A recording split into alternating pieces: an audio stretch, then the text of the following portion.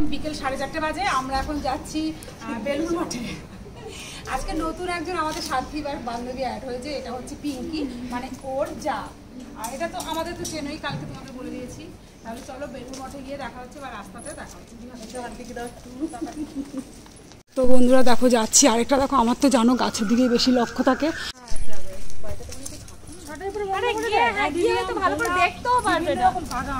কি সুন্দর বাগান ভর্তি গাছ, 4টের সময় যে কি ভালো লাগছে।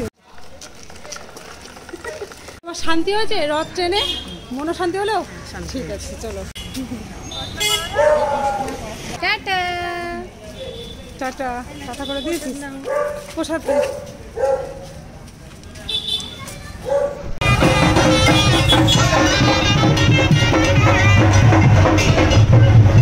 রথটাই চলে গেল, রথটা ওই যে আরেকটা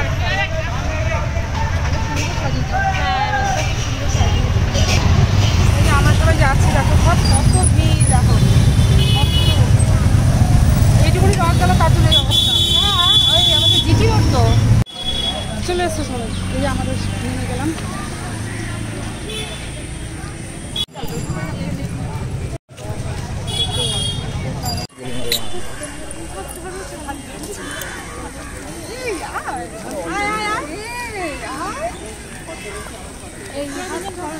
এই যে এই হাতটা ধরো, তিন সত্যি করো, এই হাত জীবনে আর ছাড়বে না।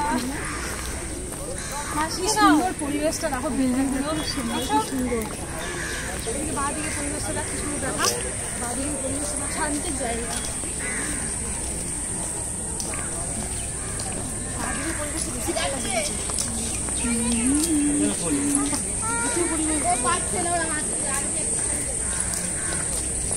কি সুন্দর সে আমাদের সাথে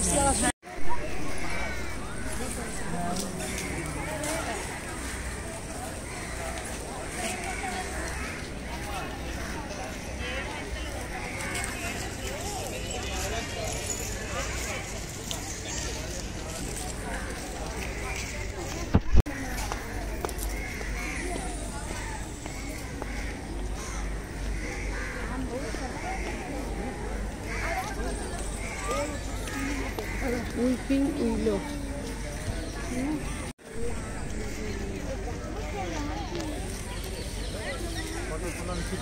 হ্যাঁ চলো মন্দিরে ঢোকার আগে বলবে সুইচ অফ করবে। মন্দিরে বলতে গিরাবাতা পাঠান। হ্যাঁ সুইচ অফ করে দিতে। মন্দিরটা তো খুলবো আবার কি। ও বাবা ওই যে ছাঁচের ফুল গাছ কি সুন্দর হইতো।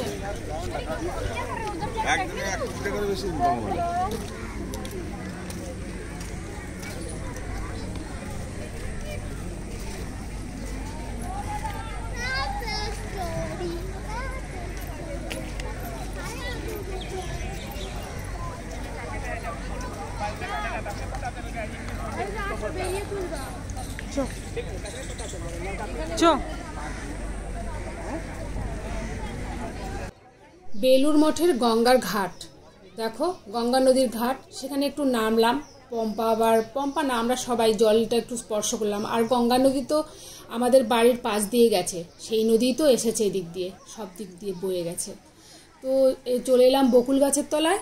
আর একটা জিনিস শুনে আশ্চর্য হলাম যে এই বকুল ফুল চিনতে পারছে না। তো আমি চিনিয়ে দিলাম, ওদের পরিচিত করিয়ে দিতে পেরে আমার একটু ভালো লাগলো যে বকুল ফুল ওরা চিনতে পারলো। তো একটু ফুল কুড়াচ্ছি। ছোটোবেলায় কত মালা গেঁথেছি বন্ধুরা। আমরা যখন মেদিনীপুরে থাকতাম, তো সেখানে না বিরাট বড় একটা বকুল গাছ ছিল, সেই ফুল কুড়িয়ে অনেক মালা গাঁথতাম। এই যে আমাদের ম্যাডাম ছবি তুলছে।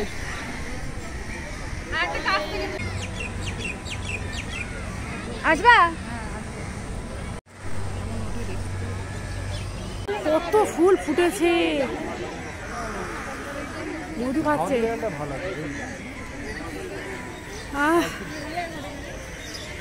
কি ভাল লাগছে এই জায়গাটা, দেখো ফুলে একদম বিছিয়ে গেছে। মাসি দাঁড়াচ্ছে তো কি হয়েছে, পম্পাই তো ভালো করছে।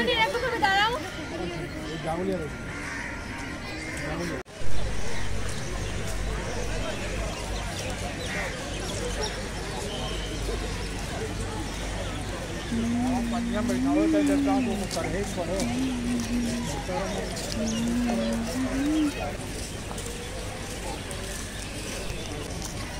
फोन तुम्हारे पास है? मेरा तो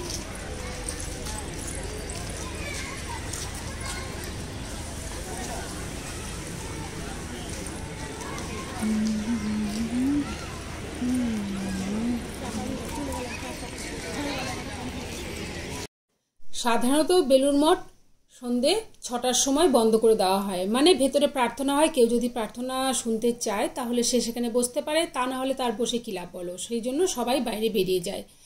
তো আজকের দিনটি ছিল রথযাত্রার দিন, যেহেতু রথযাত্রার দিন ছিল সেই জন্য 6:30 পর্যন্ত ভেতরে সবাই ছিল আর কি। তো আমরা সবাই রীতিমতো বেরিয়ে পড়লাম, কেননা আমাদের তো আবার বাড়ি ফিরতে হবে। তো বেশ ভালো লাগছে, দেখো রথ আর বেলুড় মঠে এমন সবার সাথে যে এইভাবে রথের দড়িতে আমি হাত দিয়ে টান দিতে পারবো, তো দড়িতে টান দিতে পারবো এটা আমার কল্পনারও বাইরে ছিল। আজকে দেখলে তো আসার পথে কত ছোট ছোট রথ দেখালাম, আমরা সবাই ছোট ছোট রথ টেনেছি, কিন্তু ভেতরে যে এত সুন্দর একটা মানে বেরিয়ে যাওয়ার সময় আর কি, যে এত সুন্দর একটা জিনিসের সাক্ষী হতে পারবো বেলুড় মঠে এইভাবে রথে টান দিয়ে হাঁটা এত পথযাত্রীদের সাথে, খুব মানে একটা ভীষণ একটা স্মৃতি হয়ে থাকবে, ভীষণ ভালো লাগার একটা বিষয় আর কি। আর আমি এভাবে এত বড় বয়সে কোনোদিনও এভাবে রথের দড়িতে টান দিইনি, তাও আবার বেলুড় মঠের গেট দিয়ে যাচ্ছি, রাস্তা দিয়ে যাচ্ছি, পথ দিয়ে হাঁটছি এত লোকের সাথে, এটা একটা আমার জীবনে ইতিহাস হয়ে থাকবে।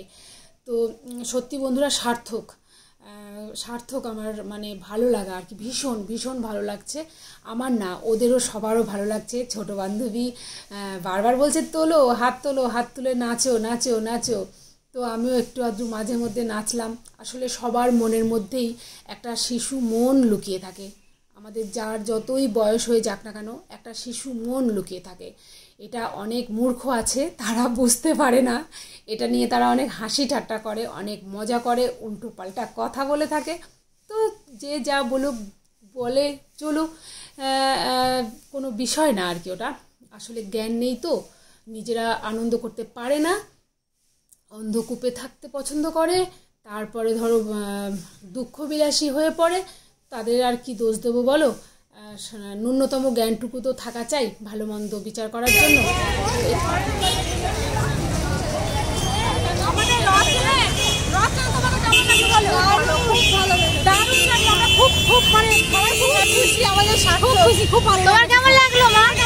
দারুণ খুব সুন্দর হয়েছে, রথটা না খুব ভালো।